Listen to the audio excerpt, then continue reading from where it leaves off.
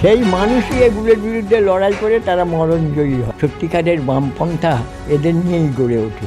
আজকের লড়াই যত না বেশি তো পেটের, তার থেকে অনেক বেশি হচ্ছে মস্তিষ্কে। এখানে তারা সব থেকে বেশি ব্যবহার করে মানুষের মধ্যে ভয়টাকে। এবং তখনই বুঝতে শিখলাম যে জ্ঞানের 5টা প্রশ্ন। বিজ্ঞান প্রশ্ন করে কেন এবং কেমন করে, আর ইতিহাস প্রশ্ন করে কে কি কখন। স্বাভাবিকভাবে কেন এবং কেমন করে এই প্রশ্নটা তখন একেবারে ভয়ঙ্কর রকমভাবে এগিয়ে নিয়ে যায়।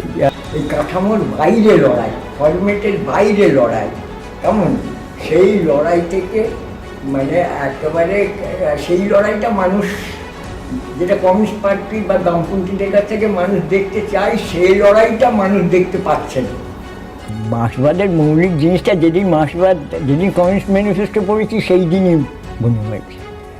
অর্থাৎ ধরুন কমিউনিস্ট ম্যানিফেস্টোর 150 বছরে কোনো রাজনৈতিক দলকে দেখছি তারা কমিউনিস্ট ম্যানিফেস্টো 150 বছর করছে, কিন্তু ওই যে মৌলিক কথাটা, ওই কথাটাকে তারা অ্যাভয়েড করে যাচ্ছেন।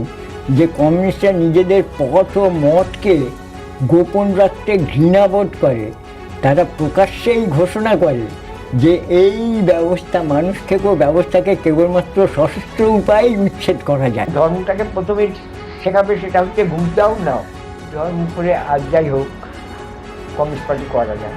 এই পুঁজি পরিষ্কারভাবে সেই দলকেই চাইবে যে দলের আইনবদ্ধ সেনাবাহিনী আছে।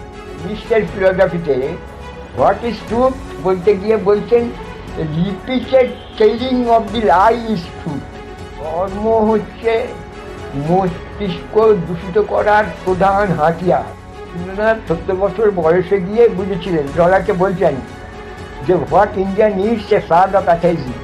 ভারতবর্ষে দরকার যেটা, সেটা হচ্ছে কি, সেটা হচ্ছে যে নিঃশ্বরবাদী প্লাবন। প্যান্ডেলে বইয়ের স্টল করে মাসিবাদ বিক্রি হয়নি।